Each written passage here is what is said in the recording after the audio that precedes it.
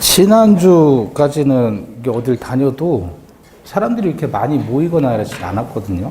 근데 지지난주까지는. 근데 지난주 토요일부터 보니까 이렇게 산에 갔다가 이제 윤중로를 갔어요. 벚꽃 보러. 와, 진짜 사람들이 그렇게 많은 거 처음 봤어요. 근데 어제는 이제 얼미도 갔다가, 물론 걸어 다녀요, 저도. 자유공원 갔다가 이렇게 오는데 세상에 인천 사람들 다 거기 있더만요. 왜 이렇게 사람들이 많아요? 네. 월미도도 그렇고. 와, 대단했어요. 이제 뭐 끝난 거죠, 뭐 코로나. 그죠?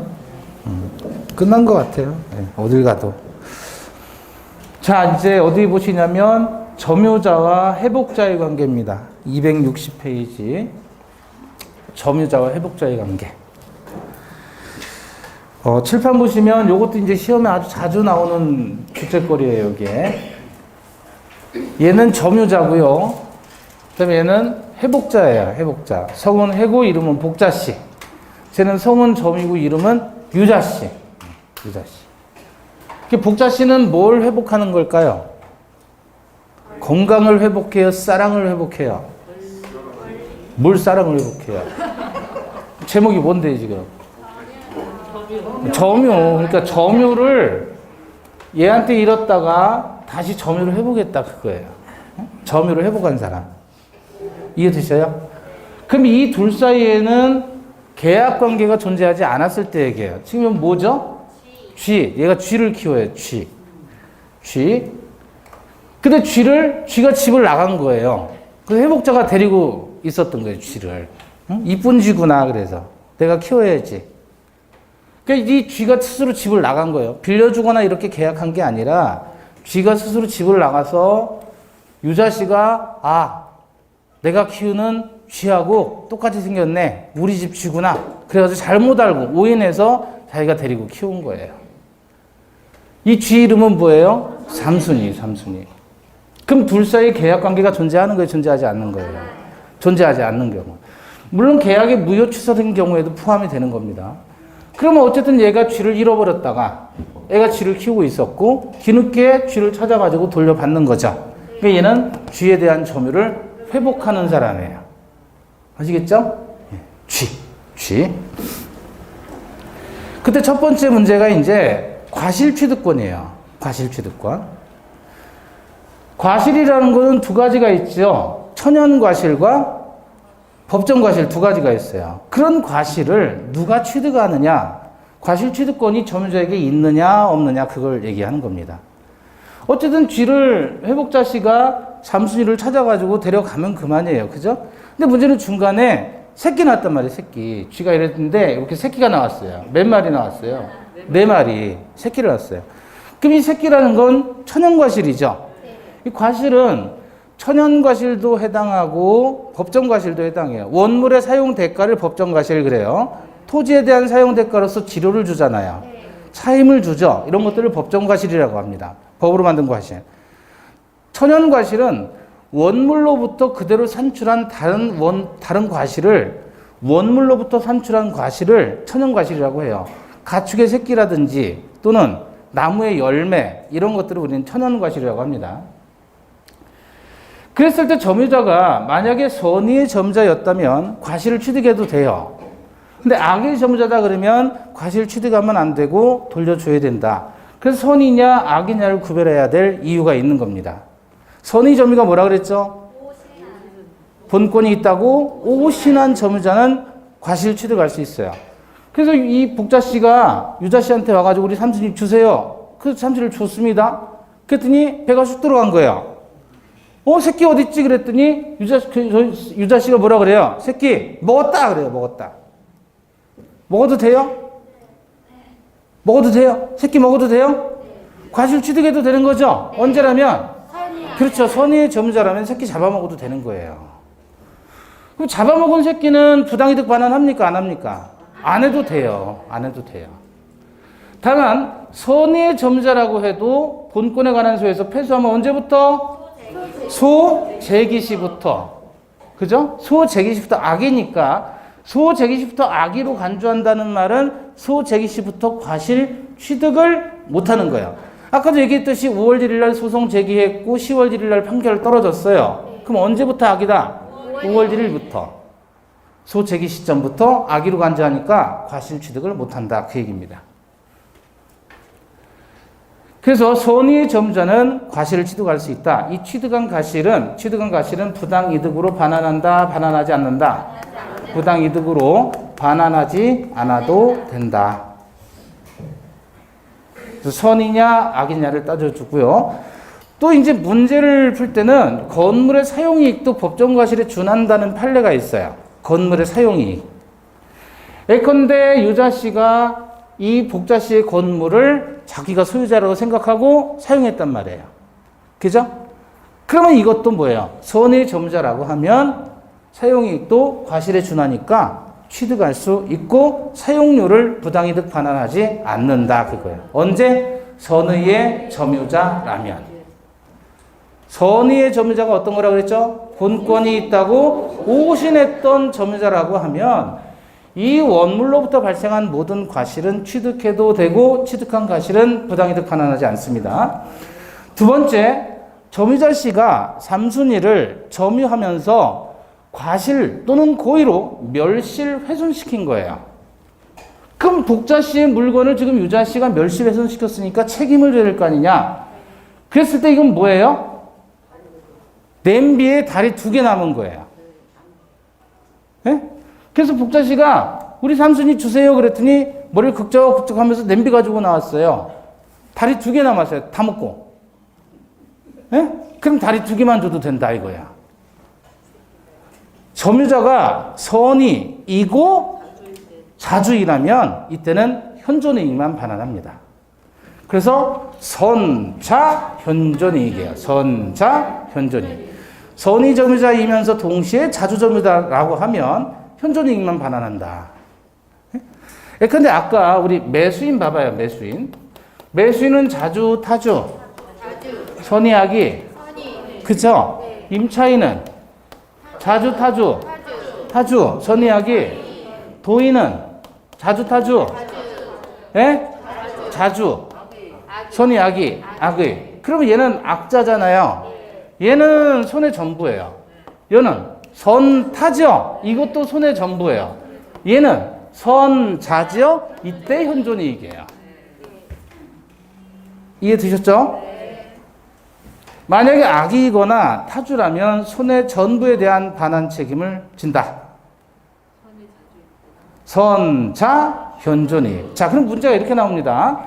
지상권이 있다고 오신한 점유자다 그랬어요. 그럼 오신했으니까 오신하면 이건 선이죠. 그럼 오신한 본권이 무슨 권이에요? 지상권. 그럼 지상권이 있다고 믿은 사람은 소유의 의사를 가져요, 못 가져요? 지상권이라는 건 타인의 토지를 빌려서 사용하는 권리예요. 그럼 소유의 의사를 가질 수가 없죠? 그럼 얘는 뭐죠? 그쵸. 이렇게 되면 손의 전부 현존이익. 이때는 손의 전부죠. 다시. 전세권이 있다고 오신했으니까 선이. 오신한 본권이 전세권이라면 전세권 빌리는 권리니까 타주. 선타죠? 역시 손의 전부. 그럼 이렇게 말하면 오신했다면 선이죠? 오신한 본권이 소유권이라면 소유의 의사를 갖지요? 그러면 선자 현존이익. 이때는 현존이익이에요. 결국은 오신한 본권이 뭐냐에 따라서 오신하면 선의인데 그 본권이 뭐냐에 따라서 현존이익과 손해전부가 달라진다. 선자 현존이익 이렇게 정리를 하십니다.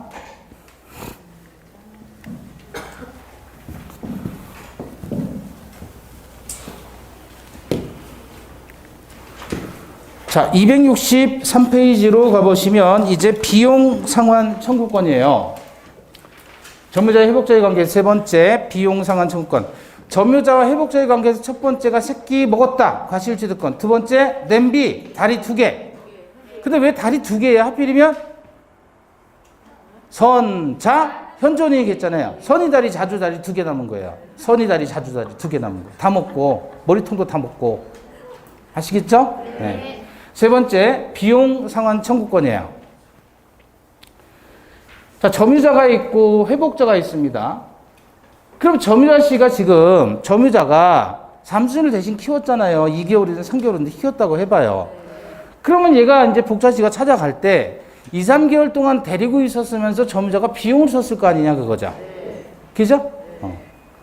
아니 무슨 비용을 쓰냐면 이렇게 비용을 쓸 수 있어요. 필요비든 유익비든. 그죠? 네. 그러면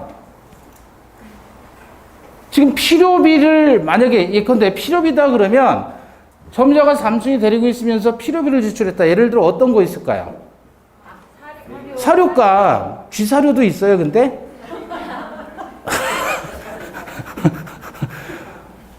예전에는 저 초등학교 때는 쥐꼬리 이렇게 잡아가서 학교에 내고 그랬거든요. 안 그랬나요? 쥐 잡는 운동을 해가지고 쥐 잡아야 된다 그래서 쥐를 잡고 각자 꼬리 5개씩 잘라가지고 갖고 가고 그랬어요. 학교 숙제가 그거였어요. 초등학교 때. 시골 아니에요. 이게 대도시 인천이에요. 저 수도국산 거기 살았거든요. 근데 쥐 이렇게 잘라가지고 꼬리 잘라가지고 학교에 내고 그랬어요. 저도. 그런 분들 많았어요. 근데 쥐에 대한 안 좋은 기억이 있잖아요. 저희 때는. 쥐는 잡아서 죽여야 된다. 이런, 있었어요. 집에서도 막 쥐가 막 다니고 막 그랬으니까. 쥐가 워낙 많아가지고. 그래서 고등학교 때, 아직도 기억나요. 쥐를 제가 잡았어요. 집에서. 이거 어떻게 처리를 해야 되는데, 처리를 못 하잖아요. 그냥 이것도 살아있는 걸 어떻게 할 수는 없잖아요. 그래서 고통을 없애야 될 거 아니에요. 어쨌든 얘는 이제 끝난 거니까. 또 잡았고, 쥐꼬리 어디다 줄 데도 없고 하니까. 그래서 이제 봉지로 막 쌌어요. 한 번에 밟았자. 무지끈하고 뭐가 착 하는데, 기분이 정말 더럽더라고요. 너무 충격받아가지고. 근데 지금도 저는 쥐를 무서워해요. 그다음부터. 그 느낌이 되게 안 좋아요. 뭐가 무직하고 착 달라붙는 느낌이. 그래서 그냥 저 쓰레기 봉투에 버렸죠. 네. 쥐. 이만했어요, 쥐가. 그 쥐. 필요비는 뭐겠어요? 쥐 키울 때 필요비. 사료값. 그럼 이렇게 필요비를 지출했을 때는 그 돈은 누가 지출한 거예요? 비용을. 점유자가 지출을 한 거잖아요. 그거를 누구에게 달라고 하는 거예요? 회복자에게. 왜냐면 얘가 주인이니까. 쥐 주인이니까. 그죠? 그래서 점유자가 회복자에게 내가 네 쥐를 키웠으니까 그 키운 사료값은 줘야 되지 않느냐라고 비용을 청구하는 거예요. 네. 또는 지금 유익비 옆에 이게 뭐가 있죠? 돼지가 됐죠? 네. 쥐가 너무 허약해 보여가지고 여름날, 복날 돼가지고 쥐고기를 줬더니 쥐가 돼지같이 커진 거예요. 그럼 가치가 증가한 거죠? 네. 가치가 증가하면 유익비, 가치를 유지하면 필요비가 되는 거죠. 이렇게 유익비나 필요비를 지출했을 때 점유자가 회복자에게 비용을 달라고 요구할 수 있는 권리를 비용 상환 청구권이라고 하는 거예요. 자, 그랬을 때 필요비에 대해서는요, 과실을 취득한 점유자는 통상의 필요비는 상환 청구하지 못합니다. 점유자가 과실을 취득했어요. 그 말은 뭐예요? 새끼를 먹었단 말이에요. 새끼를 먹었어요. 잡아먹었죠? 그러면 들어간 비용은 퉁치는 거예요. 너 새끼 잡아먹은 이익이 있으니까 네가 들은 비용은 그 이익하고 퉁치자 그 말이에요. 그래서 새끼 잡아먹으면 통상 필요비는 상환 청구할 수 없다. 이것도 자세히 보면 통상에 들어가는 필요비하고 특별히 들어가는 필요비하고 예컨대 태풍이 와가지고 갑작스럽게 태풍이 와서 지붕이 날아갔다 그러면 지붕을 수선해야 되죠. 그건 필요비지만 일상적인 필요비는 아니잖아요. 자, 그런데 이런 것들은 중요하지 않으니까 아예 빼버리고 그냥 필요비만 보시면 돼요. 과실 취득한 점유자는 통상의 필요비에 대해서는 청구하지 못한다. 새끼 잡아먹으면 사료값은 못 달랜다. 그 얘기예요. 이해되시나요? 두 번째, 유익비에 대해서는 유익비는 이익이 있다라는 뜻이에요. 있을 류의 이익익자. 가치의 증가가 현존해야 됩니다. 가액의 증가가 현존해야 돼요. 만약에 비용을 들였는데 가액의 증가가 없다. 이런 거를 우리는 사치비라 그래요. 사치비. 민법에서는 돈을 들였는데 가치의 증가가 일어나지 않는 거예요. 쉽게 말하면 낭비예요, 낭비. 쓸데없이 돈 쓴 거. 돈을 들였으면 가치가 유지되거나 가치가 올라가야 되는데 그게 아니란 말이에요. 가치 증가가 없어요. 그래서 그것도 가치가 증가가 반드시 존재해야 되는 거예요. 현존했을 때 한해서. 지출 금액이나 가치 증가액 중.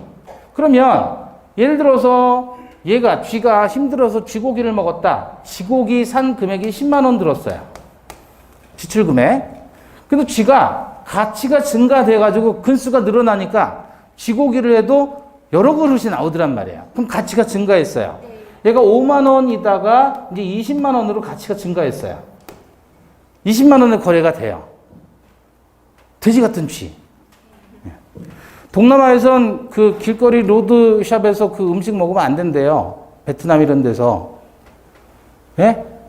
음식 먹으면 이렇게 햄버거나 이렇게 이게 들어가는 그 햄 있잖아요. 그 안에 들어가는 거. 그 고기. 쥐를 섞는데요. 쥐들이 토실토실 2만 원대요. 동남아 같은 데는. 그래서 그 돼지고기 이런 게 부족하니까 그런 로드샵 같은 데서는 길거리에서는 그런 쥐를 섞어가지고 그렇게 묶어서 판대요. 그러니까 길거리 음식을 먹는 게 아니세요. 저도 들었어요. 쥐고기도 은근히 많이 먹나 봐요. 동남아 쪽에서는. 어쨌든 가치 증가액이 있어요. 가치 증가액. 그러면 5만 원에 거래되는 게 20만 원에 거래되면 가치 증가액은 감정평가에 보면 얼마 증가한 거예요? 15만 원이죠. 그러니까 드린 금액이나 또는 가치 증가액 중에 하나를 누구 선택해요? 회복자. 이 사람은 돈 줄 사람, 돈 받을 사람? 그렇죠. 줄 사람이 선택해라. 선택에 따라서 상환 청구할 수 있다. 돈 주는 사람이 선택해. 그러면 회복자 입장에서는 10만 원 선택해요? 15만 원을 선택해요? 10만 원 당연히 싼 거 선택하겠죠. 그러면 점유자가 회복자에게 10만 원 상환 청구할 수 있다. 이해되셨죠? 네. 그래서 필요비와 관련해서 필요비, 유익비와 관련해서 두 개를 구별하십니다. 통상의 필요비는 새끼 잡아먹으면 상환 청구 못하는 거예요. 가액의 증가가 현저한 경우에 한해서 지출 금액이나 가치 증가액 중 누구 선택? 이걸 점유자의 선택 이러면 틀리는 거예요. 회복자의 선택에 따라 상환 청구할 수 있다. 자, 요거고 그 다음에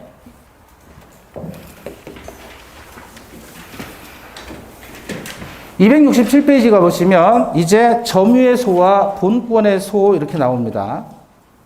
267페이지. 7번부터 보시고 이해를 해보셔요. 지금 갑이 자전거의 소유자입니다. 그죠? 을이 도인이에요.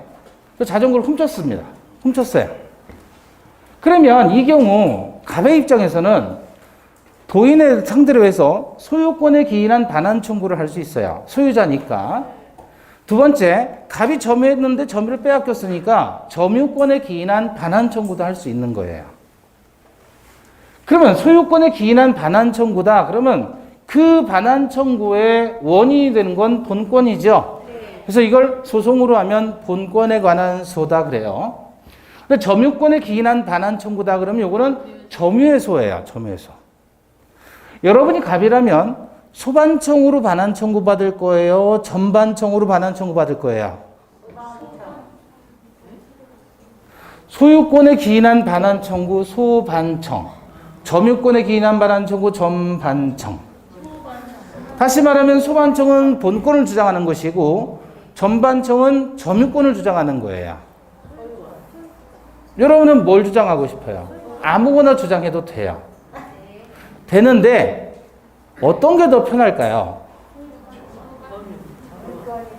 전반청이 편해요. 전반청이. 왜? 내가 점유했다, 빼앗았다, 반환 청구하면 끝이에요. 근데 소반청을 주장하려면 소유권이 있다는 사실에 대한 입증이 필요한데 10년 전에 물 건너온 자전거예요. 어떻게 입증할 거예요? 그래서 소송은 이게 편한 거예요. 결과는 같아요. 소반청으로 돌려받든 전반청으로 돌려받든 결과는 같지만 그러면 얘네들은 서로 별개인가 별개가 아닌가 그거예요. 소반청과 전반청 이거 보세요. 14 부재리의 원칙이라고 들어보셨어요? 예전에 소시적에 이제 학교 다닐 때 했던 그 사회에서 나오는 거예요. 사회 탐구 영역에서. 일사부재리 원칙이 뭐냐면, 하나의 사건은 아니 불, 다시 재, 심리하지 않는다는 거예요. 네? 하나의 사건은 다시 심리하지 않는다. 다시 말하면, 판결로 확정이 됐죠? 결론이 났죠? 이거 다시 심리할 수 없다는 거예요. 같은 이유로 다시 처벌하지 못한다. 이게 일사부재리 원칙이에요. 한 번 결론이 나서 처벌됐으면 그걸로 끝난 거예요. 네? 네.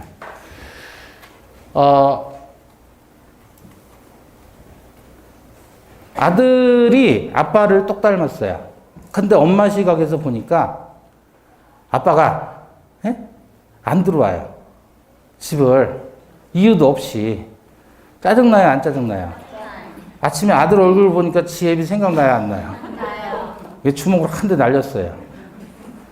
얘가 딱 맞으면서 엄마 근데 왜 때리는 거예요? 엄마가 뭐라 그래요? 너 왜 이 새끼야 밥알을 흘리고 반찬을 깨작깨작거려? 이거 만드는데 얼마나 힘든지 알아? 그랬어요. 뭐 나름 이유가 있죠? 근데 점심때 됐어요. 남편한테 전화를 했더니 바빠 끊어! 그러는 거예요. 또 기분 나쁘게. 아들 보니까 또 생각나죠? 그거 냅다 그냥 100길로 그냥 차버렸어요. 그냥. 근데 아들이 맞으면서 엄마 저 왜 맞는 거예요 근데? 뭐라 그래야 돼요? 너 밥 먹으면서 왜 또 반찬 흘리고 그래? 라고 하면 안 되죠? 그걸로는 한번 끝났잖아요. 그럼 다른 이유를 들어야죠. 에? 너 지난번에 너 엄마 지갑에서 돈 훔쳐간 거 너 엄마가 모를 줄 알아? 잘못됐어요 엄마. 저녁 때 됐어요. 아버지한테 전화했는데 이런 전화를 아니 탁 거절시켜버리네. 차단시켜버리네. 승질나요 안 나요? 저녁 먹는 애 보니까 또 생각나죠? 이번엔 이마로 들이받아버렸어요. 애가 엄마 저 왜 맞는 거야? 뭐라 그래? 너 이 새끼야 공부를 왜 이렇게 안 해? 너 공부를 열심히 해야 될 거 아니야?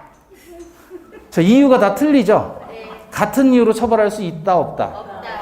같은 이유로 처벌하면 일사부재리 원칙에 어긋나는 거예요. 이건 대원칙이에요. 한 번 처벌했으면 같은 이유로 또 처벌하지 못한다는 거예요. 그러나 엄마가 지금 아침에 때리고 점심에 때리고 저녁에 때리고 세 번이 다 이유는 다르죠. 그건 별개이기 때문에 그런 거예요. 같은 걸 가지고 다시 재판하면 안 되는 거잖아요. 그죠? 이해돼요? 근데 여성분들은 대다수가 그래요. 신혼 초부터 남편이 잘못한 거 평생 가지고 가죠. 평생 울고 먹어요. 평생. 이미 그거 가지고 사과하고 다 끝났다고 남자들은 생각하는데 여성들은 안 그래요. 평생 가져가요. 그거 어쩔 수가 없어요. 근데 그거는 엄연한 헌법 원칙 위반인 거예요. 이걸 나쁘게 말하면 뒤끝이 세다 그러는 거예요. 그죠? 여성분들이 뒤끝이 엄청 세죠. 그렇잖아요. 아니 비하 발언 아니에요. 성향이 그래요, 성향이. 왜냐면 관계적인 이 뇌량이 많아요. 그러니까 좌뇌와 우뇌를 연결하는 뇌량이라고 하는데 그게 태생적으로 많아요. 그래서 순식간에 관계적인 형성에 대해서는 아주 민감한 부분이 있어요. 그 남자들은 그냥 잊어버려도 여자들은 그게 쉽게 잊혀지지가 않는 게 그 이유예요. 구조 자체가 달라요. 뇌 구조 자체가. 지금 뭐 얘기하고 싶은 거죠? 점유권에 기인한 반환종구 소송을 제기했단 말이에요. 졌어요. 그럼 다시 소방청 또 해도 돼야 안 돼요? 별개란 말이에요. 별개. 해도 돼요. 이거에서 재판에서 졌어요. 소방청 주장했는데 졌어요. 근데 또 이거 해요. 돼요? 판사가 보니까 자전거 달라는 건 같은데 처음에는 소유권 주장을 하다가 그게 인정이 안 됐단 말이에요. 그래서 기각했더니 얘가 점유권 주장을 하더라. 그럼 판사는 또 받아야 돼요? 안 받아야 돼요? 재판을 받아야 돼요. 서로 별개니까. 이유가 다른 거란 말이에요. 당사자가 갖고 자전거 달라는 건 같지만 여기서는 본권 주장한 거고 이것은 점유권 주장한 거예요. 그럼 점유권과 본권은 서로 별개인 거다? 같은 거다? 별개인 거다. 같은 거라면 이거 주장했는데 졌으면 이거 주장 못 해야 되는 거예요. 같은 걸 두 번 재판하면 안 되니까. 근데 이건 다른 거란 말이에요. 그래서 서로 관계가 있다는 거예요? 없다는 거예요? 그래서 우리 법이 뭐라 그러냐면 이걸 한마디로 208조 제1항에서 점유권에 기인한 소와 본권에 기인한 소는 서로 영향을 미치지 아니한다. 그렇게 표현하는 거예요. 자, 여기 봐봐요. 소반청과 전반청은 서로 관계가 있다, 관계가 없다? 관계가 없다. 별개란 거예요. 그래서 서로 영향을 미치지 아니한다. 자, 그럼 봐봐요. 점유권 얘기하면 점유권만 얘기해야 되고 본권을 주장하면 본권만 얘기해야 되는 거예요. 근데 점유권에 관한 소송에서 본권이 있네 없네 가지고 청구를 기각시키거나 인정하면 안 되는 거예요. 왜? 얘는 다른 거니까. 이해되셨어요? 네. 얘하고 주장하는 것 자체가 다른 거기 때문에 이 항에서 뭐라 그랬냐면 점유권에 기인한 소송을 했다면 점유권만으로 판단을 하는 거지 본권이 있네 없네 그걸 이유로 해서 재판하면 안 된다. 별개니까. 그래서 뭐라고 했죠? 208조 2항에서 점유권에 기인한 소는 본권에 관한 이유로 재판하지 못한다. 그렇게 얘기를 한 겁니다. 자, 그래서 여기 보시면 소반청과 전반청은 점의 소와 본권의 소인데 요거는 서로 영향을 미치지 아니한다. 이 말은 관계가 없다는 거예요. 그래서 점유권에 기인한 소송을 했으면 점유권이 있었네 없었네만 따지는 거지 소유권이 있었네 없었네를 따져서 재판에서는 안 된다. 별개니까. 아시겠죠? 네. A라는 것에 실망을 해서 A라는 행동에 대해서 실망을 해서 화가 났다. 그러면 예컨대 남편이 한 A라는 행동 때문에 화가 났단 말이에요. 그러면 이것 가지고만 따져야지 이거 하는 것도 화가 나면 안 되는 거예요. 얘는 다른 행위니까. 아시겠죠? 이해되셨어요? 자, 한번 바람을 폈다. 예를 들어서 바람을 A녀하고 폈다. 근데 이번엔 B녀하고 바람을 핀다. 네? 그러면 아내 입장에서 어떻게 해야 돼요? 이거와 이거는 별개인 거예요. 이게 본권이라면 이건 사람이 다르잖아요. 그죠? 같은 게 아니란 말이에요. 그럼 이 얘기할 때 이걸 이유로 주장해서는 안 되는 거예요. 이 얘기를 하면 이 얘기만 해야지 너 전에도 그랬잖아 인간아. 이거 가지고 주장해서는 안 되는 거예요. 별개니까. 아시겠죠?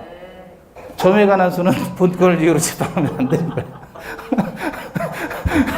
이해되셨어요? 네. A녀에 대한 사건과 B녀에 대한 사건은 서로 영향을 미치지 않는다. A녀에 대한 사건을 이유로 B녀를 이유로 재판해서는 안 된다. 네. 자, 별개라는 뜻입니다. 그게 일사부재리의 원칙을 얘기하는 겁니다. 자, 그 다음에 점유보호청권 나오는데 어디냐면 264페이지에 보시면 점유보호청권 나오죠. 자, 그 중에서 이제 점유보호청권은 점유물 반환 청구를 해서 265페이지 204조 1항을 보시면 265페이지 204조 1항 점유자가 점유의 침탈을 당한 때에는 그 물건의 반환 및 손해의 배상을 청구할 수 있다 그랬죠. 및 동그라미. 265페이지에 204조 1항에서 점유자가 언제요? 점유의 침탈을 당한 때 그 물건을 반환 청구하고 그리고 및 동그라미 손해배상도 청구할 수 있다. 이게 점유의 회수, 점유물 반환 청구라고 하는 겁니다. 한 장을 넘겨보시고 266페이지의 안가로 2번 점유물 방해 제거 청구 그랬죠. 205조 점유 보유 그랬어요. 점유 보유 1항 점유자가 점유의 방해를 받은 때에는 방해의 제거 및 손해배상을 청구할 수 있다. 그다음에 방해 예방 청구 그래서 쭉 내려가시면 206조 점유의 보전 그랬죠. 206조 1항 점유자가 점유의 방해를 받을 염려가 있는 때에는 그 방해의 예방 또는 손해배상이 담보를 청구할 수 있다. 그래서 여기는 또는이에요. 그리고 방해 예방에서 미리 예자에 방지할 방이죠. 현재 침해가 없는 거예요. 방해를 받을 염려가 있는 때라 그랬죠. 방해를 받은 게 아니라 그럴 위험이 있는 때란 말이에요. 이때에는 방해를 미리 방지하는 예방 청구 또는 손해배상의 담보를 요구하는 겁니다. 손해배상을 요구하는 게 아니고. 그래서 점유물, 여기 봐봐요. 반환 청구, 방해 제거, 방해 예방 청구를 했을 때 이건 및 손해배상인데 또는 손해 담보 제공을 요구할 수 있다. 그래서 이건 또는으로 가는 거예요. 그러니까 밋을 또는으로 하면 틀리는 거고 또는을 밋으로 그리고로 하면 틀리는 거예요. 아시죠? 그래서 반환 제거 예방을 미미 또 이렇게 암기하는 분들도 있는데 아니 당연하지요. 방해가 지금 손해가 없는데 그리고로 청구할 수는 없는 거고 손해가 없으니까 손해 담보를 요구하는 거지 이거는 지금 손해가 이미 발생한 거잖아요. 네. 자, 그거인데 중요한 거는 이제 반환 청구권하고 점유권에 기인한 반환 청구권하고 소유권에 기인한 반환 청구권을 비교해 본다 그거예요. 자, 우리 앞전에 뭘 봤냐면 점유의 소와 본권의 소는 서로 영향을 미치지 아니한다. 점유에 관한 소송에서는 본권을 이유로 재판하지 못한다 그랬어요. 서로 별개니까. 자, 그러면 칠판 한번 보셔요. 점유물 반환 청구권은 점유 침탈되었을 때 반환 청구할 수 있는 거예요. 점유자가. 그럼 이 침탈이라고 했을 때 침탈의 개념이 뭐냐면 점유자의 의사에 반한 점유 상실이에요. 점유하는 사람의 의사와 달리 점유를 빼앗겼을 때 그걸 침탈이라고 정의를 한 겁니다. 따라서 기망에 의해서 점유를 이전해 줬어요. A라는 사람이 B를 기망을 해서 속여서 얘가 그 물건을 A에게 넘겨줬다는 것은 속여서 속은 것으로 인해서 준 거잖아요. 자기 의사에 의해서 준 거지 의사에 반해서 빼앗긴 게 아니라는 거예요. 이건 침탈이 아닙니다. 그래서 침탈했을 때 반환 청구할 수 있다라고 했다면 기망으로 점유를 이전한 것은 침탈이 아니다. 왜냐하면 기망으로 한 것은 이건 왜냐면이에요. 이거는 그리고고 이거는 왜냐면이에요. 왜냐하면 의사에 기한 점유를 이전한 것에 해당하니까 기망에 의해서 물건을 이전했다면 침탈이 아니에요. 따라서 점유권에 기인한 반환 청구할 수 있다 없다? 없다. 사기로 넘겨준 경우라면. 빼앗겨야 돼요. 의사에 반해서 점유를 빼앗겨야 돼요. 그러면 점유물 반환 청구를 할 수 있는 거예요. 자, 근데 소유물 반환 청구는 상관없어요. 침탈이든 아니든. 소유자가 자기 물건 달라고 요구하는 거는 침탈이든 아니든 상관없다. 또한 직접 점유자의 점유 이전은 간접 점유자의 의사에 반하더라도 침탈이 아니라는 거죠. 자, 갑이 을에게 임차인에게 빌려줬고 임차인이 병에게 다시 빌려준 거예요. 그러면 얘는 직접 점유자, 간접 점유자잖아요. 얘가 얘한테 물건을 인도해 줬죠. 그럼 이렇게 인도해 줬다면 이것이 이 사람의 의사에는 반하지만 얘 의사에 의해서 준 거잖아요. 그럼 직접 점유자도 점유권을 가지고 있으니까 점유자의 의사에 의해서 물건을 인도했다면 이것은 갑에 대해서는 의사에 반할지라도 침탈에 해당하지 않는다는 거예요. 따라서 이 경우도 점유권에 기인한 반환 청구권을 행사하지 못하는 겁니다. 다만 이 두 가지 경우에 소유권에 기인한 반환 청구권은 가능해요. 소유권은 제한이 없으니까. 두 번째, 점유권에 기인한 반환 청구권은 1년의 제척기간이 적용됩니다. 그래서 침탈 시로부터 1년 내에 행사해야 되는데 출소기간이라 그래요. 반드시 그 1년 내에 소송으로 제출해야 돼요. 서류를. 그래서 출소기간이라는 말은 꼭 우리 민법에서 한 번만 쓰십니다. 점유물 반환 청구권은 1년의 제척기간이 적용되는데 요 1년 지나면 반환 청구 못하는 거예요. 점유 상실 시로부터 1년. 근데 요거는 반드시 소송을 제기함으로써 행사해야 된다. 무슨 기간? 출소 기간. 다른 데서는 쓰면 안 돼요. 전반청만 출소 기간이다. 세 번째, 점유물 반환 청구는 선의의 특별 승계인에게는 행사하지 못합니다. 자, 그런데 참고로 1년의 제척기간 적용되는 건 전반청이에요. 근데 만약에 1년이 넘어갔다 그러면 소반청으로 가면 돼요. 소반청은 아무 제한이 없어요. 전반청에만 1년의 제한이 있는 거고. 세 번째, 선의의 특별 승계인에 대해서는 점유물 반환 청구가 안 됩니다. 갑이고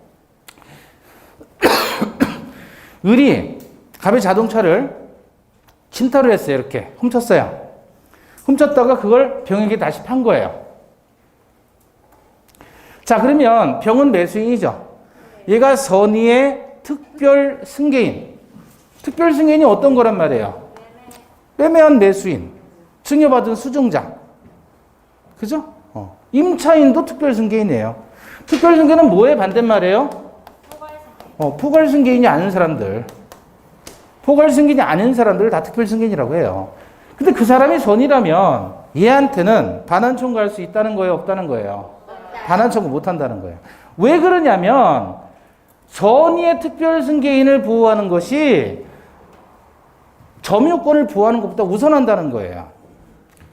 지금 소반청은 이런 제한 없이 다 할 수 있어요. 선의의 특별 승계인 누구에게는 다 반환 청구할 수 있어요. 그러니까 소반청은 제한이 없는데 전반청은 제한이 있죠. 이 제한이 세 가지가 있단 말이에요. 첫 번째, 침탈 이어야 된다. 두 번째, 제척기간 적용되고, 세 번째, 선의의 특별 승계인에게 행사하지 못한다. 왜 이런 세 가지 제한을 두냐면 점유권에 기인한 반환 청구, 제거 청구, 예방 청구 등과 같은 점유보호 청구권은 점유권을 근거로 하니까 얘는 임시적 권리인 거예요. 그래서 소반청과 달리 세 가지의 제한을 두고 있다는 거죠. 소반청은 아무런 제한 없어요. 침탈이 아니어도 반환 청구할 수 있어요. 소유자가 반환 청구하는 거니까. 1년이 지나든 말든 상관없어요. 선의의 특별 승계인이 있든 말든 상관없어요. 소유권자가 자기 본권을 주장하는 거니까. 그런데 점유권은 일시적으로 현실 상태의 평화를 보호해 주는 거란 말이에요. 영원히 점유자에게 권리를 인정해 주는 게 아니라.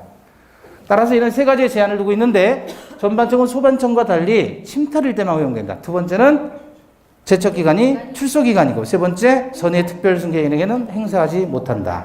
침탈이 아닌 경우 두 가지 기억하셔야 돼요. 기망에 의해서 물건을 인도한 경우, 또 직접 점유자의 의사에 의해서 점유를 이전했다면 간접 점유자의 의사에 반하더라도 침탈은 아니다. 그 세 가지의 내용이 265페이지 보시면 204조 1항, 점유자가 점유의 침탈을 당한 때에는 그 물건에 반환 및 손해배상 청구할 수 있다. 2항, 전행의 청구는 침탈자의 특별 승계인에 대해서는 행사하지 못한다. 그러나 승계인이 악의일 때에는 행사할 수 있으니, 다시 얘기해보면 선의의 특별 승계인에 대해서는 행사할 수 있다는 얘기예요. 3항, 제1항의 청구는 침탈을 당한 날로부터 1년 내에 행사하라. 이게 무슨 기간? 출소기간이다. 됐죠? 그 얘기를 다 푸른 겁니다.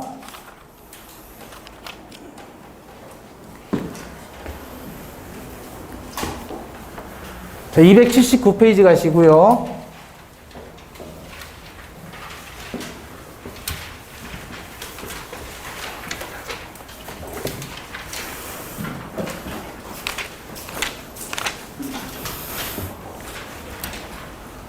자, 이제 소유권 파트인데, 소유권 파트는 내용이 좀 많아요. 그래서 개간을 보면 소유권은 크게 이렇게 나뉘어져 있습니다.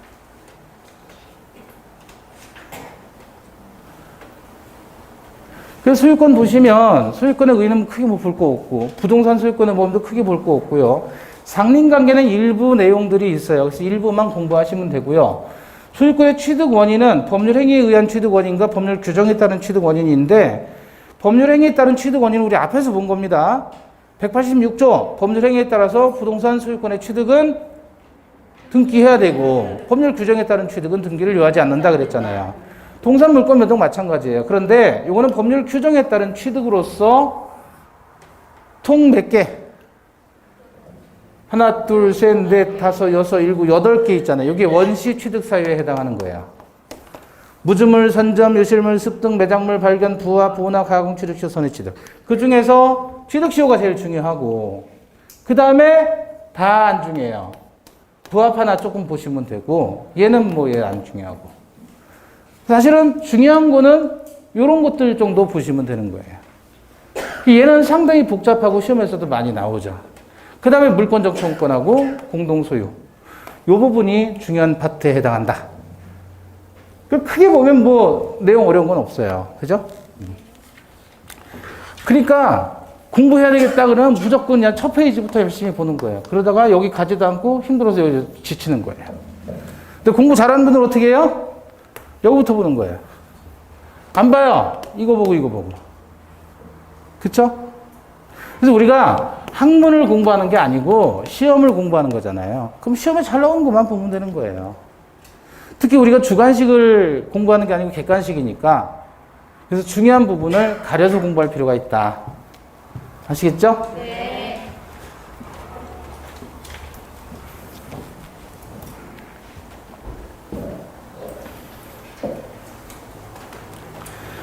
자, 먼저 소유권의 의의입니다. 소유권, 거기 279페이지 보시면 소유권이란 법률의 범위 내에서 그 소유물을 사용, 수익, 처분할 수 있는 권리를 말한다 그랬죠. 그죠? 소유물 동그라미하고 소유물 동그라미 하시고 소유권의 객체는 물건입니다. 거기 소유권의 법적 성질에서 양괄호 2번 279페이지 맨 밑에요. 소유권의 객체는 물건에 한한다라는 뜻이다 그랬죠.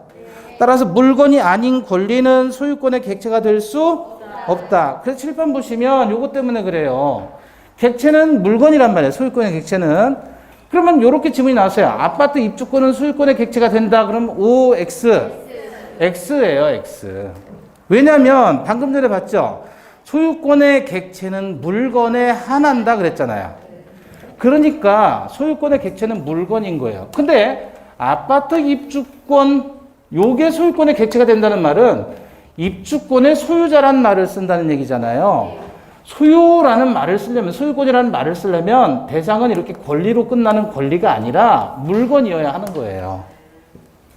그 입주권은 소유권의 객체가 될 수 없어요. 그럼 입주권을 가지고 있는 사람은 입주권의 소유자라고 표현하지 않고 그냥 입주권자 그래요. 채권을 가진 사람을 채권의 소유자라고 표현하지 않아요. 채권자 그러면 되지. 무슨 말씀인지 아시겠죠? 소유권이라는 말을 쓰려면 그 대상은 뭐란 말이에요? 물건이어야 한다. 이것만 기억하시면 되고요. 의의에서는.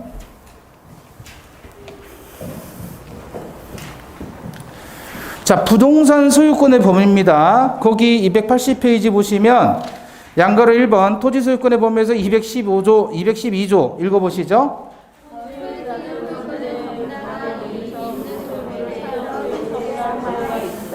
자, 그래서 토지 소유권을 가지고 있다라는 게 어떤 의미가 있는지를 한번 보시자 말이에요. 칠판 보시고 땅이 있으면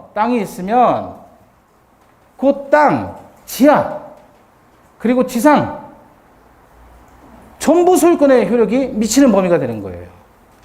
그러니까 내가 이 땅을 여기서부터 여기까지 가지고 있다라는 말은 그 땅 표면 거중만 가지고 있다는 뜻이 아니라 지하 공간과 지상 공간에 대해서 완전히 사용수익 처분할 수 있다는 얘기예요. 그러니까 소유자의 허락 없이 송전선을 가설하거나 터널을 지나게 하거나 전봇대 설치하는 거 안 된다 이거예요. 소유자의 허락 없이는. 왜냐하면 이 땅의 소유자라는 말은 그 지상 공간까지도 소유하고 있다는 뜻이니까. 그게 도대체 어느 정도까지냐 이거죠. 정당한 이익이 있는 범위 내에서.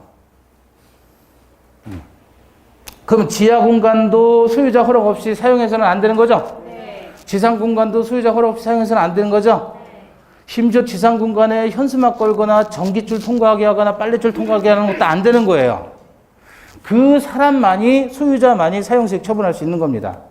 여기서 지하수는 토지 소유권과 별개로 인정하는 권리로 인정하지 않습니다. 그냥 토지 소유권의 내용이에요. 온천권이라는 별도의 권리를 인정하지도 않습니다. 온천수가 나오는 토지도 있지요. 그걸 원천이라고 하는데 원천이 나오는 원래 그 하천을 원천이라고 하는데 원천이 있는 토지다라고 했단 말이에요. 그럼 갑이라는 사람이 토지를 소유하는데 여기서 원천이 나온단 말이에요. 온천의 근원이 되는 데가 있단 말이에요. 그렇다면 이 온천수에 대한 토지와는 별개의 소유권을 인정하겠느냐, 갑에게. 그렇지 않다는 거죠. 온천권 인정하지 않습니다. 이것도 토지의 구성 부분이에요. 따라서 독립한 물권의 객체가 되지 않는다. 그래서 우리 물권법 총칙 들어갈 때 온천권이라는 관습법상의 물권을 인정한다는 거예요? 안 한다는 거예요? 안 한다는 거예요. 자, 그럼 지하철 공사. 지하에 대해서도 한번 얘기를 해보면, 그러면 예를 들어 갑이라는 사람이 소유하는 토지인데 그 밑으로 지하철이 지나간단 말이에요. 그러면 갑의 토지의 지하 공간을 지금 지하철 공사하면서 부당 점유하고 있는 거죠? 그럼 손해배상 청구할 수 있어요, 없어요? 있어요. 있어요. 예? 그래서 이제 제가 찾아보니까 한계 심도가 30m래요. 그래서 30m가 그러니까 이 지하철이 여기 지나가는데 이 깊이가 30m라는 거예요. 30m. 30m를 넘어가서 지하철을 만들면, 이러면 적법한 건데, 한계 심도 30m를 이거 30m가 안 됐단 말이에요. 그럼 100% 보상해 준다는 거예요. 그래서 여러분 집 밑에 30m 밑에서 지하철이 지나가나 안 지나가나 따져보잔 말이에요. 30m를 안 팠다 그러면 손해배상 받을 수 있어요.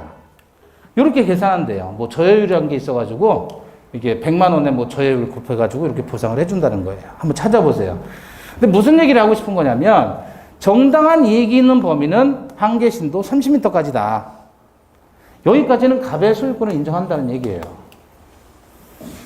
그럼 갑의 집 위에, 이 땅 위에 비행기가 날아가는 거 어떨까요? 그거는 정당한 이익의 범위를 넘어가잖아요. 그죠? 비행기 구름 위로 날아요? 구름 밑으로 날아요? 구름 위로 나르잖아요. 구름이 높이가 얼마인데 그걸 정당한 이익으로 주장할 수는 없는 거 아니에요. 그죠? 그거 기억하시고,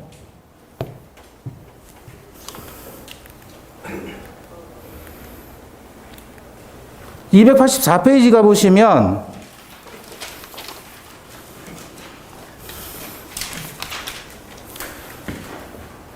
상린관계가 나와 있네요. 상린관계를 하는데 왜 이제 여기서부터 보냐면 지역권하고 비교해서 보려고 그러는 거예요. 자, 주의토지 통행권하고 지역권. 지금 284페이지에서는 주의토지 통행권이라고 나와 있죠? 뭐 칠판 보고 이해를 한번 해보세요. 여기 봐봐요. 상린관계와 지역권의 비교. 즉, 주의토지 통행권하고 통행지역권을 비교하면 그게 상린관계와 지역권의 비교다. 그런 얘기예요. 자, 먼저 공로가 있고요. 병의 토지, 을의 토지, 갑의 토지가 있는데, 갑의 토지는 지금 막혀 있어요. 공중이 통행하는 도로에 출입을 못 해요. 그래서 을의 토지를 통행하도록 요구하는 권리를 주의 토지 통행권이라고 하는 겁니다. 자, 먼저 원칙은 유상통행입니다. 돈을 주고 대가를 보상해주고 통행을 하는 게 원칙이에요. 다만 예외적으로 공짜로 통행할 수 있는 경우도 있다. 자, 먼저 유상통행은 언제 하는 거냐면 통로가 없어요. 공중이 통행하는 도로에 출입할 수 있는 통로가 없을 때, 또는 공로에 출입할 수 없어서 공로에 출입하려면 과다한 돈을 써야 돼요.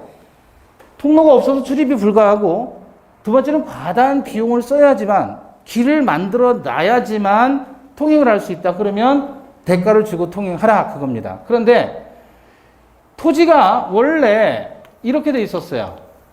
갑과 을이 공유 토지인데 이게 이렇게 분할된 거예요.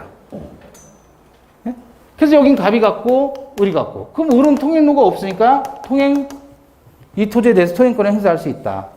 또는 원래 갑이 하나의 토지를 갖고 있는데 이거를 잘라가지고 얘는 을에게, 이거는 병에게 팔았단 말이에요. 그러면 이 을이라는 사람은 막혀 있잖아요. 맹지를 받은 거죠. 그러니까 얘가 갑을 상대로 무상으로 통행권을 주장할 수 있다는 얘기예요.